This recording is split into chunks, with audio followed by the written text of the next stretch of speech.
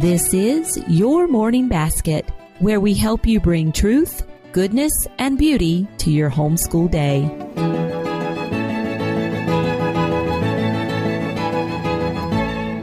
Hi, everyone, and welcome to episode 29 of the Your Morning Basket podcast. I'm Pam Barnhill, your host, and I'm so happy that you're joining me here today.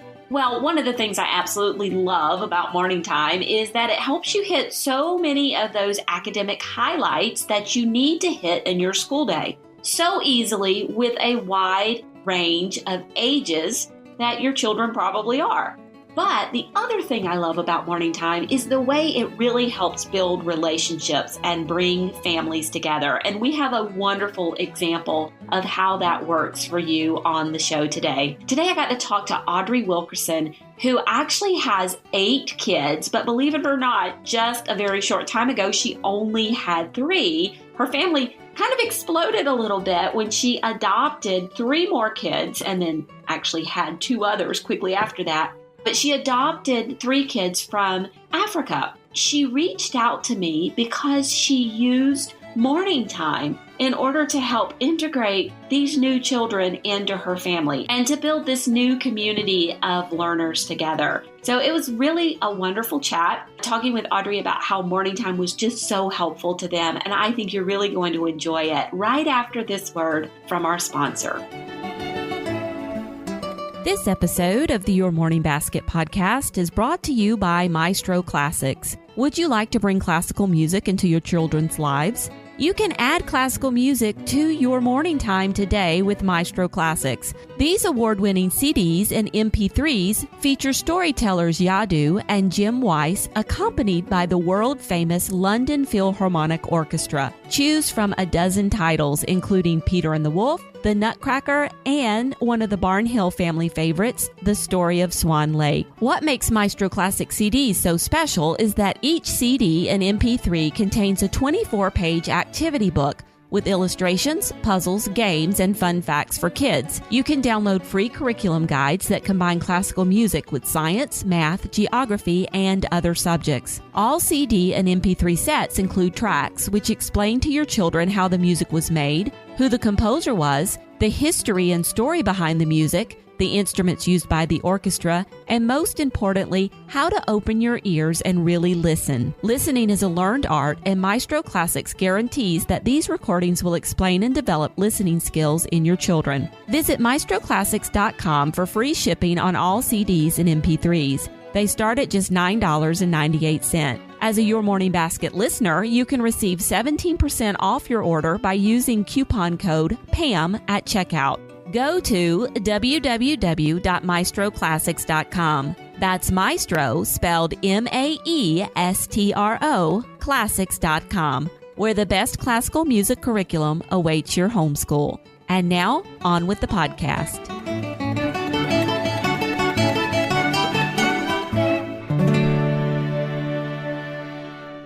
Audrey Wilkerson is a mother of 8, including 3 children adopted from the Democratic Republic of Congo. She blogs at Pursuit of Simplicity, where she shares about large family life, homeschooling, adoption, simple living, and more. She writes beautifully about the impact that the practice of morning time has had on her family and homeschool, particularly during the transition time when she brought her adopted daughters home. And she joins us on this episode of the podcast to tell us more about that story. Audrey, welcome to the show. Thank you. I'm glad to be here. Audrey, start off by telling me a little bit about your family. All right. As you said, we have 8 children, but 2 years ago, we had 3 children. We had 3 biological sons within 4 years of getting married, and then we had 7 years of infertility. And in that time, we pursued our daughters, our 3 daughters that were in the Democratic Republic of Congo, and it was a very long adoption process. And at the tail end of that, we got pregnant with our first biological daughter, and she ended up being 6 months old when we were finally able to bring our girls home. And when she was about 15 months old, we found out we were pregnant again, and Charlie is now about 11 weeks old.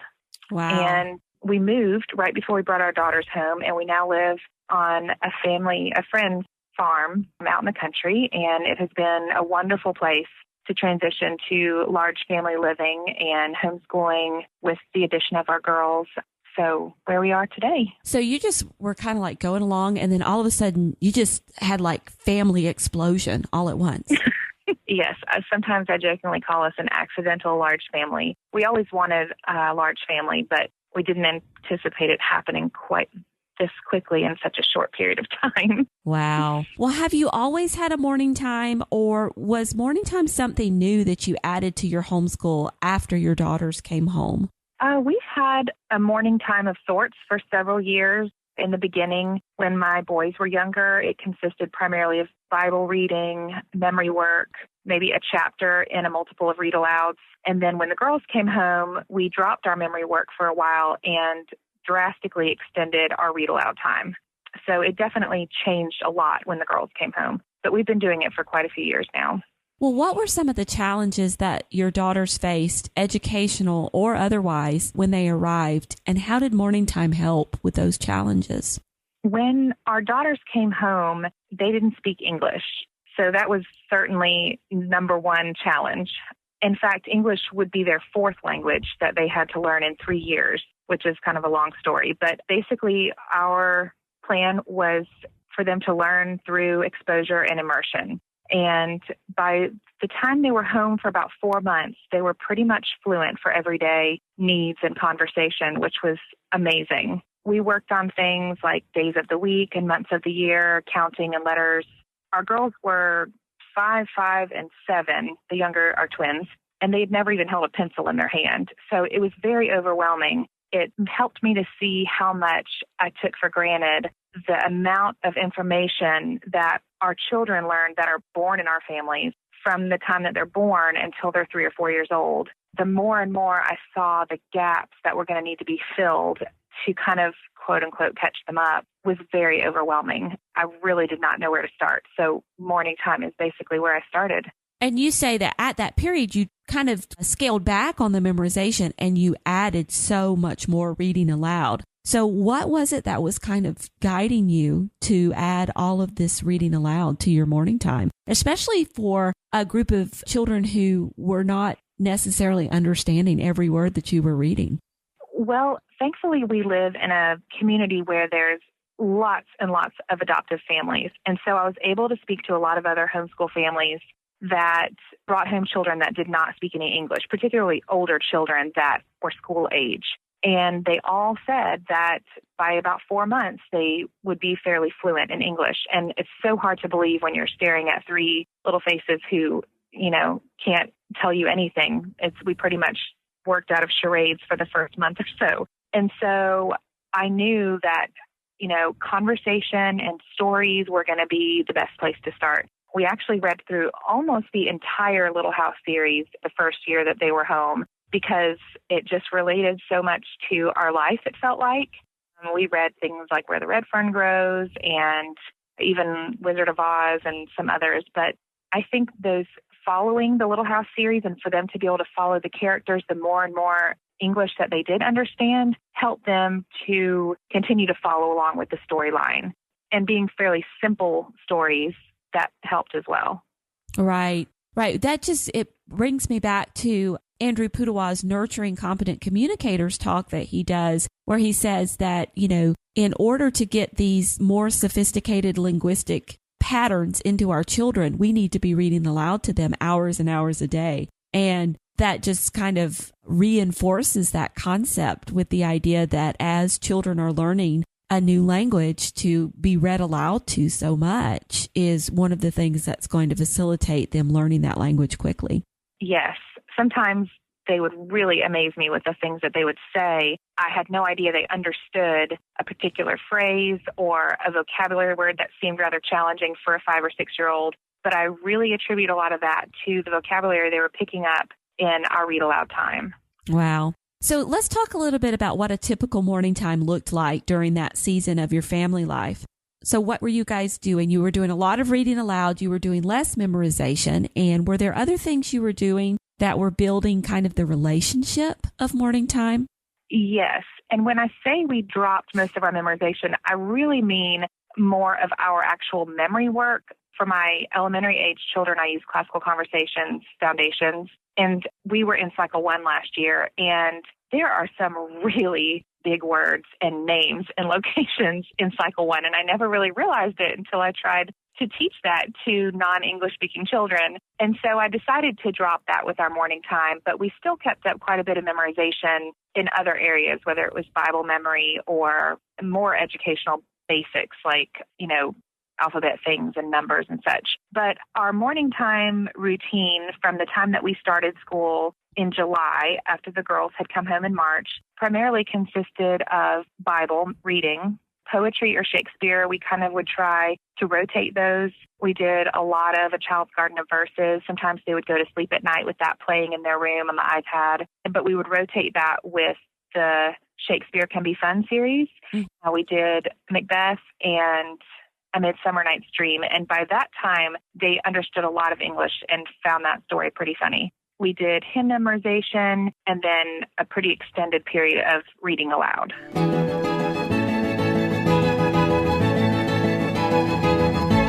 What elements of this routine do you think were most meaningful to your daughters as they were learning to be part of your new family? I would say the reading aloud for sure. And I think also our time of hymn memorization, we go to a liturgical church. And so for them to be able to, right from the start memorizing our service hymns, catechism, creeds, and other elements of our worship service, I think it meant a lot to them. You could see it on their faces that even though they couldn't read the liturgy on Sunday morning, they could still participate. And that was very impactful and very helpful to be able to incorporate that into our morning time and for them to see the fruit of it immediately on Sunday mornings. Yeah, I think so too. Well, what were some of the challenges that your family was facing at this point as you brought your girls home? Gosh, probably just not even knowing where to start. We were in survival mode for so much of that first year, just learning how to be a family together with these three new little people and overcoming our communication barriers, that I was really overwhelmed with their lack of understanding and comprehension, and even things as simple as fine motor skills. I mean, they could barely hold a crayon in their hand when they first came home. And so the biggest challenges for me were just coming up with a plan that was going to be geared toward them and figuring out what I needed to implement to get that plan in motion. They really could have used my complete undivided attention for the duration of every school day, but I also had a 1-year-old and an 8-year-old and 2 middle schoolers. Then when I got pregnant with Charlie in October, I was pretty sick for the first trimester, and morning time became my survival boat.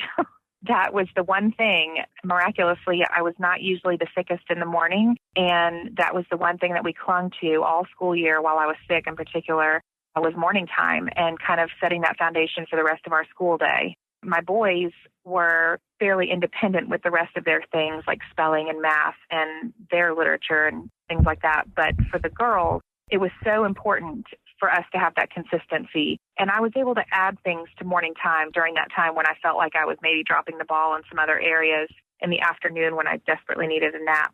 So those were probably our biggest challenges that first year. What kind of things did you add to your morning time? Because I know that there are some moms out there listening who, maybe they don't have 3 newly adopted non-English speaking children, but they might be in their first trimester with a number of other children at home, and they're like struggling, feeling like they're getting a good, consistent school day. So let's even just speak to them. How did you make that morning time more robust to compensate for that nap time you needed in the afternoon?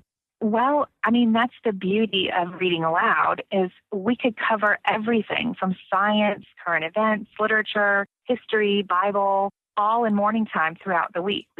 Sometimes I rotated what subjects we were going to cover. Sometimes I'd cover them all. With little ones, some days are far more productive than others. And so I tried to take advantage of that.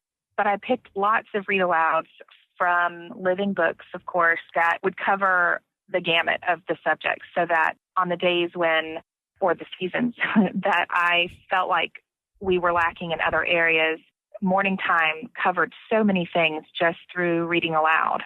What was your motivation for setting aside time for morning time each day when you were being pulled in so many different directions with your time and your energy during that period? Well, because some days morning time was the very best I could do with my younger kids, I knew that that consistency and routine for my younger ones, but particularly for our adopted daughters, was going to be vitally instrumental to their adjustment and feelings of security. And even for children who aren't adopted, just having that routine, especially for the younger ones, I knew that that was kind of the cornerstone of our whole school year, really, was making sure that that morning time stayed that school plan, because that seemed to be the one thing that really stuck last year was morning time. We all enjoyed gathering in the living room for morning time. So what were some of the things that your daughters seemed to respond to most? You mentioned Little House on the Prairie. Were there some other things that they really kind of enjoyed? Yes, they loved stories of all kinds. They loved singing. They really liked memorization as well, because it was something that they could pick up on quickly and they could spit it back out for daddy or the grandparents. And I could put anything into song or memorization and make progress with them, whether it was in, the learning of English or another subject. So probably recitation, reading aloud, and anything related to songs. Okay, so singing really seemed to cross the barrier there, across that language barrier. Yes. Yeah. What about language? How did it help with their acquisition of the language skills? I think their vocabulary improved dramatically through the literature that we read. I mean, it's funny because so many people ask me, well, what is your plan? Are you going to hire a tutor? And I thought, no, we're just going to live life. And it's just amazing how quickly those young brains can pick up a language as difficult as English, from what I hear, so quickly and at such a young age. And I really attribute it to the stories, the literature, the reading aloud and hearing stories and the vocabulary. It was all very rich, even the poetry and Shakespeare. I think so many times we discount how much our young children are picking up when we're reading maybe above their level or things that they're not completely going to understand, but they're still hearing it and it's getting into their mind and into their heart. And I think it definitely has an impact, and it comes out in their vocabulary and their play and their imagination. Were you able to see the fruits of that in their play, that they were playing some of the things that they were reading aloud? Yes, definitely. They love Little House and Anne of Green Gables, and a lot of times they'll take turns being those characters and playing games with those. Oh, that's awesome. So did they have any kind of, well, you mentioned actually the fact that they were not really able to even hold a crayon. So these girls were coming from a background where they had done very little formal education at all? Right. They had zero academic background whatsoever, which was probably the most challenging thing to me. Do you think that morning time really helped pull you guys together as a family? Absolutely. I knew going into our new school year that our daughters were going to need as much family time as possible. And I almost feared the train wreck that would undoubtedly ensue if we ever quit.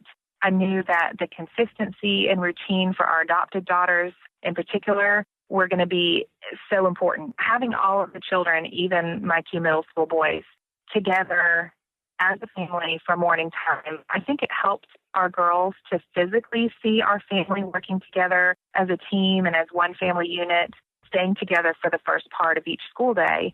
Because they were adopted, even though they had a biological family that passed away, so they knew what family looked like. But for us, we knew that it was going to be vitally important for us to show them every day, or as much as possible, what our new family looked like with them in it.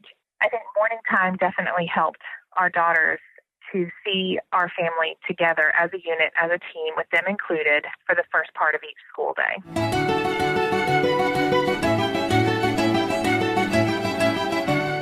I talk a lot about how one of the 4 R's of morning time is relationship. And it sounds like that not only were you shooting for a lot of those academic goals, that you knew would come out of reading aloud and then, teaching everyone together those poems and the liturgical elements from your church and writing those words on their heart. But also one of the largest benefits that you were going to get was the relationship that you were building, that shared family culture, coming from a situation where there was none at all and everybody was just kind of thrown together.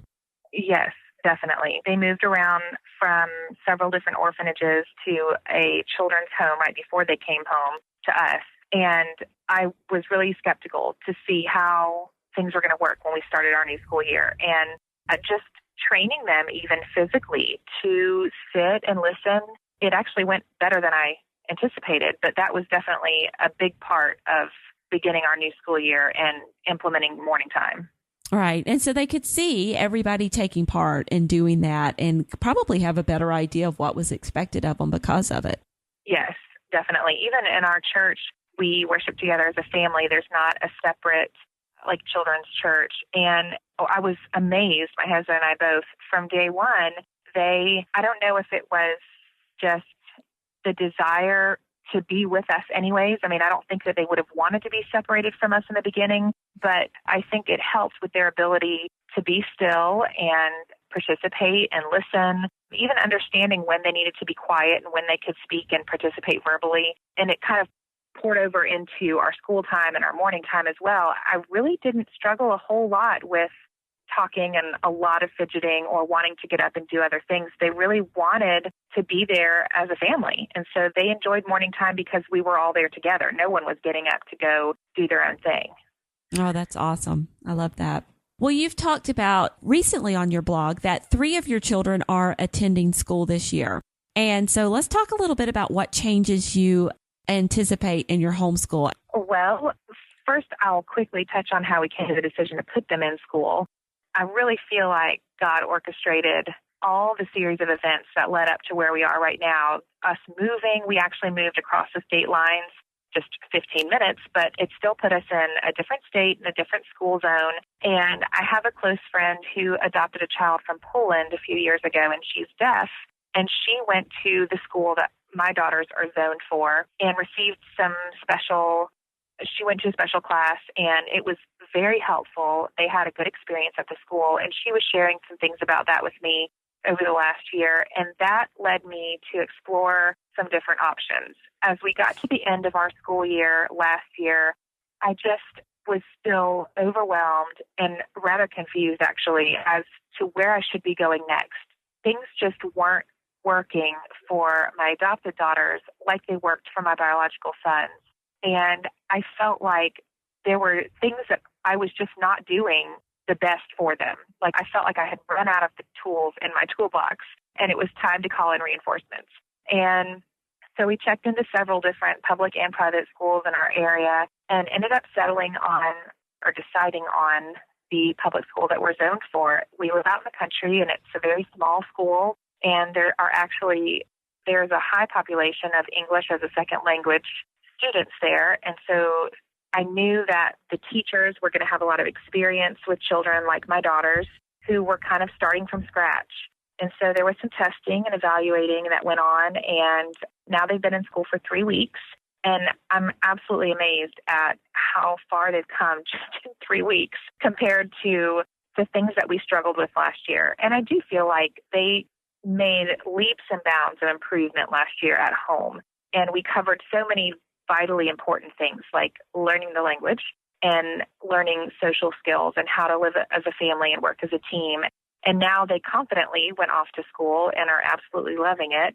And, our days have changed, but I think for the better. We still do morning time with my boys and my toddler. And our new morning time with my children that are still being homeschooled now consists of Bible reading.